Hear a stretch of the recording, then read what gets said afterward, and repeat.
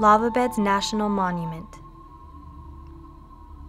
The Pacific Northwest and the Great Basin intersect here. Life is here.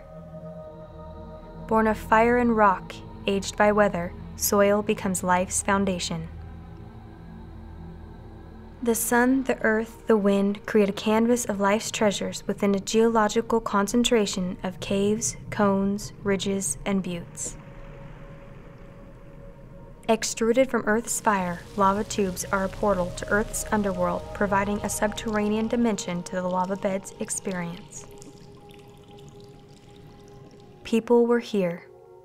The Modoc Indians lived upon this land. As colliding land masses and volcanic events brought life to the lava beds, colliding cultures and violent events forced the Modocs away from this land.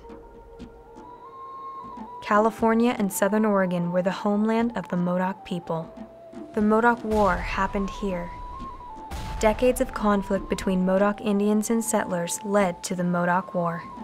As settlers began living near the Lost River, they demanded that the Modoc be removed from their homes and placed on the Klamath Reservation with the Klamath and Yahuskan tribes.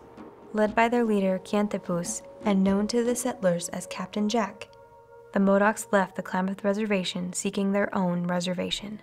Soon, they were forced to return to the Klamath Reservation.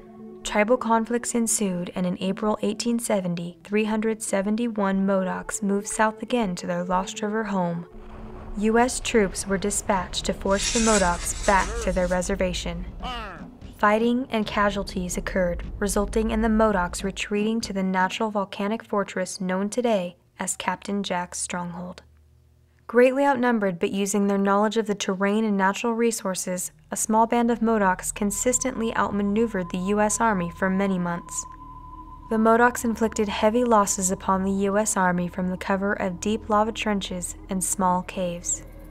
Eventually cut off from their water supply and weary from retreat and tribal infighting, Keantepus finally surrendered at Willow Creek on June 1, 1873, and the Modoc War ended. They eventually lost their homeland to settlers, along with much of their traditional culture. The Modoc War was highly publicized by the press and scrutinized by the American public. The war helped bring an end to President Grant's Indian peace policy. It was one of the most costly wars in American history per person involved, and was the only Indian war in which a general was killed. The Modoc people continued to return to the lava beds to honor the homeland of their ancestors and to assist in the preservation of this sacred homeland. You can learn much more about the Modoc people by talking with a ranger or viewing many of the books and documents available at the Visitor Center, or by taking a walk through the battlefield sites. Visiting battlefield sites at Lava Beds National Monument will enhance your learning of the history of the Modoc War. Gillam's Camp was the U.S. Army headquarters during the war. Canby's Cross marks the location where General Canby was killed. A short walk to the top of Hospital Rock leads you to an interpretive sign explaining the significance of the site, as well as a beautiful location to view and photograph Mount Shasta. A self-guiding brochure is available at Captain Jack's Stronghold. As you travel through this lava fortress, you will see how the Modocs held off a force 10 times their strength. You are here, upon the north flank of the largest volcano in the Cascade Range. The early geological history is one of frequent volcanic eruptions, sending rivers of molten rock across the land. The Medicine Lake volcano is a shield volcano that has erupted periodically for 500,000 years. Shield volcanoes have a low profile due to eruptions through numerous vents and gentle eruptions with lava that flows easily over large areas. Eruptions of thicker lava from a single magma chamber form the familiar shaped composite volcanoes such as Mount Shasta. The Medicine Lake volcano created interesting geological formations and features for you to visit within the monument. The numerous cinder cones are believed to be the result of up to 200 small magma chambers throughout the volcano. High pressures and gas concentrations caused eruptions that blew lava into the air, where it cooled and fell as cinders. Sconchen Butte is the only cinder cone with a trail to the top, and it is important not to climb other cones as they are easily eroded, and scarred. Mammoth Crater was a lava lake that overflowed rather than erupted.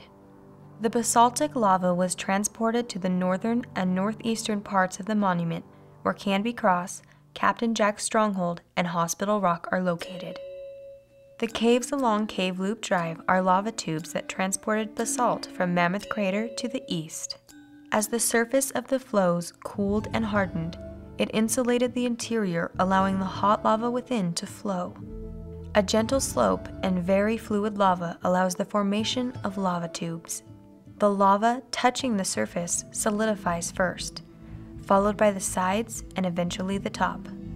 When the flow stops, the lava continues to flow until it either drains out or seals the end of the tube. Lava Beds National Monument contains the highest concentration of lava tube caves in North America. At last count, there are over 500 known lava tube caves within the boundaries of the Lava Beds National Monument. The caves contain abundant and well-preserved lava features, perennial and seasonal ice, and contain significant summer maternity colonies of bats. The lava tubes contain a variety of unique features awaiting your discovery. 24 of the caves are developed for public use, with ladders or steps for access and cleared paths through rubble fields. Cave Loop Road, located just above the Visitor Center, contains many of these public access caves for your enjoyment and adventure. As you plan your underground adventure, note that caves come in varying degrees of difficulty. Mushpot Cave, near the Visitor Center, is a lighted cave that can introduce you to the fascinating underworld. Catacombs Cave is a mile-long tube with long stretches of duck walking and crawling. Many other caves in between these extremes are your portals into the earth. Each person must have a light source inside the caves, and these must be battery-powered. Any other light source is prohibited. The Visitor Center loans flashlights for free. Head protection and gloves are recommended, and be sure to plan for the cool temperatures within the caves, even during the summer months. Ask a ranger to assist you in choosing a caving adventure. In addition to exploring caves, hiking trails within the monument open you to a world of wildlife viewing, especially birdwatching, and breathtaking scenic views of the monument and beyond. Trails range in length from 3/4 of a mile to 9 1/2 miles. It is important to carry a map, sun protection, and plenty of drinking water for everyone in your party. Stop by the Visitor Center prior to hiking, where rangers will provide brochures and suggestions for a safe and enjoyable hike. Your pets must remain behind for your trail adventure. Hiking trails enhance your adventure through visits to Big Painted Cave and Symbol Bridge, where pictographs can be viewed. Additionally, a short hike to either Mammoth Crater or Happy Cave reveals spectacular geological highlights within the monument. A walk to either Fleener Chimneys or Black Crater reveals examples of castle-like formations created by globs of molten lava. Varying textures and colors will delight photographers. At Fleener Chimneys, you can enjoy a picnic under the shade of western juniper trees, utilizing tables constructed decades ago by the Civilian Conservation Corps. The Sconchen Butte Trail is a 0.9-mile walk up a huge cinder cone. At the top of Sconchen Butte, enjoy panoramic views of the Medicine Lake volcano, Mount Shasta, and other distant peaks. This wonderful vantage point is the location of the Fire Lookout. You can be a guest of the lookout ranger on duty. As you walk up Sconchen Butte, please stay on the designated trail and do not shortcut switchbacks to prevent cinder cone erosion. Spanning more than 11,000 years, the monument and surrounding areas is one of the longest continually occupied sites in North America. One of the largest panels of petroglyphs in California can be found at Petroglyph Point at the northeast corner of the monument.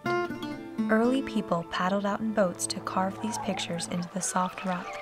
Some may be more than 4,000 years old. Though the intent of the original artist is not known, inferred meanings about this art form are still evolving. Sites such as these hold great importance for modern people, especially those of Modoc descent. Please treat this cliff with respect during your visit.